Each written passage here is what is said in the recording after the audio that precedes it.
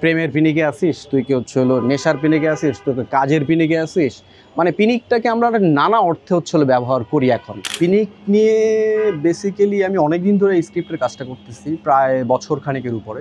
তো স্ক্রিপ্ট করতে করতে করতে করতে হচ্ছে হলো তখন যখন স্ক্রিপ্ট ডেভেলপ হয় তখন স্ক্রিপ্টের সাথে চরিত্রগুলো তো আসলে তখনই আস্তে আস্তে আস্তে তৈরি হয়। তো তখন থেকেই চরিত্র কে কোনটার সাথে যাবে, কে কোনটার সাথে হচ্ছে করতে পারবে, সেটার সঙ্গে আস্তে আস্তে আস্তে আস্তে আস্তে আস্তে ব্যাপারটাকে নিয়ে দেন আমরা কাস্টিংগুলোকে হচ্ছে হলো করা, সিলেক্ট করা।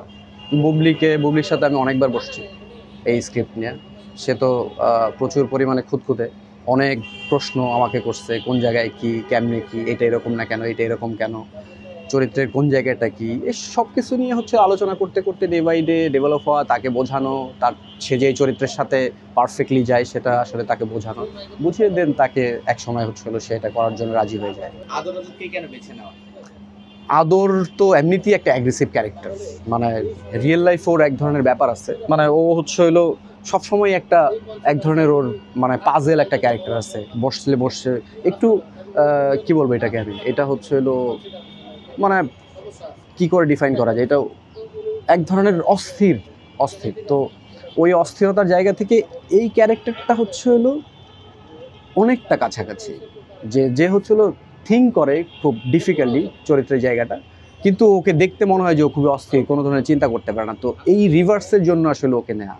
নামটা কেন পিনিক এবং এই ক্যাচি নামটা ধরার কারণ? আচ্ছা, একই সাথে হচ্ছে হলো গল্পটা এমনভাবে তৈরি হয়েছে যে প্রত্যেকটা দৃশ্যের পরে যে দৃশ্যগুলা এক ধরনের ঘোর তৈরি করে। তো ঘোর জায়গাটা হচ্ছে হলো ঘোরটা অনেক বেশি আর্ট ঘরানার নাম হয়ে যায়, যেটা আমাদের এখানে হচ্ছে হলো এইভাবে ডেসক্রাইব করে। যদিও ফিল্ম তো আসলে ফিল্মই, আর্ট হোক কমার্স হোক পুরাটাই ফিল্ম বিজনেসের জন্য। সেই জায়গা থেকে যাতে করে দর্শক এক ধরনের আগ্রহ পায় নামের জায়গা থেকে, দ্যাটস ওয়াই পিনিক। ঘোর দিলে ব্যাপারটা অন্যরকম হয়ে যায়, যার কারণে ঘোরটাকে একটু অন্যভাবে ডিফাইন করে এটাকে পিনিক রাখা হয়েছে। পিনিক শব্দটা আমরা নানান অর্থে ব্যবহার করি, নানান অর্থে। এরকম অর্থে যে তুই কি প্রেমের পিনিকে আসিস, তুই কি হচ্ছে হলো নেশার পিনিকে আসিস, তুই কাজের পিনিকে আসিস। মানে পিনিকটাকে আমরা নানা অর্থে হচ্ছে হলো ব্যবহার করি এখন। হয়তো একটা সময় এটাকে হচ্ছে হলো একটা সময় কি এখনও এই জায়গায় ব্যবহার করে, কিন্তু সেই জায়গাটাকে যাতে করে নেগেটিভ ওয়ার্ডটাকে একটুখানি পজিটিভলি রিফ্লেক্স করা যায়, সেই জায়গায় আসলে পিনিকটাকে ব্যবহার করা। সবসময় আমি যেটা বলি যে সিনেমা হিরো হচ্ছে স্টোরি, যার স্টোরি যত ভালো তার আসলে পিনিক ছড়ানোর প্রবণতা অনেক বেশি থাকবে।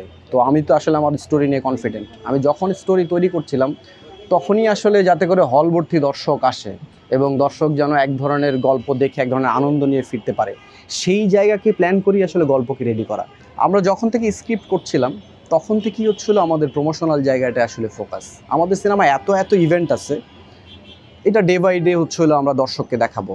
আর প্রমোশনাল স্ট্র্যাটেজি, প্রমোশনাল ব্যাপারটা তো আমরা আলাদাভাবে করতেছি। আমরা চেষ্টা করছি হচ্ছে হলো আমাদের সিনেমায় যে সমস্ত জিনিসপত্র রাখা হয়েছে, আমরা বিশাল বড় একটা চেস বোর্ডে অ্যারেঞ্জ করছি। সেগুলো এক ধরনের অ্যাঙ্গেল আছে যে ব্যাপারটা যাতে হাইপ ক্রিয়েট হয়।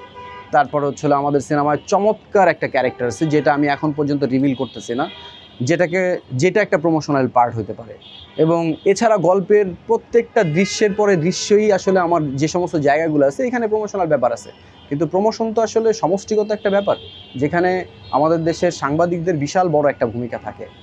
সেই ভূমিকাটা হচ্ছে হলো যদি আমরা প্রপারলি আসলে তারা নিজেদের দায়িত্ব থেকে আমাদেরকে হচ্ছে হলো এই সাপোর্টটা দিয়ে আসে, এটা তাদের নৈতিক জায়গা চিন্তা করে যে একটা সিনেমা আমার দেশের রিফ্লেকশন, আমরা যদি এটাকে ছড়াই দিতে পারি, সেই জায়গাটা আসলে সাংবাদিকদের উপরে ডিপেন্ড করে। আমি মনে করি এটা সিনেমা বানানোর দায়িত্ব আমি আসলে বানাইছি।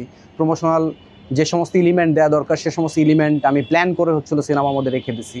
বাকিটা তাদের কাছে হচ্ছিলো আমি দিব, প্লেস করব, তারা কতটুকু ছড়ায় দেয় আমি অপেক্ষা করব তাদের জন্য। সিনেমা নিয়ে সর্বশেষ প্রত্যাশার জায়গাটা কেমন? সিনেমা নিয়ে তো আমার অনেক প্রত্যাশা। আমার সিনেমা আসলে সবাই দেখুক। আমি প্রথম নির্মাতা হিসাবে আসলে সবাই এসে হচ্ছে হলো আমার সিনেমা আমি কেমন বানাইছি, খারাপ না ভালো, এটা সবাই বলুক দেখে, এইটুকু চাওয়া। কেউ না বুঝলেও আমরা আপনার প্রয়োজন বুঝি, আর তাই তো অত্যাধুনিক ফিচার সম্বলিত বিভিন্ন সাইজ আর কালারের 250-টিরও বেশি ডিজাইন অপশন নিয়ে ওয়ালটন স্মার্ট ফ্রিজ বোঝে আপনার প্রয়োজন।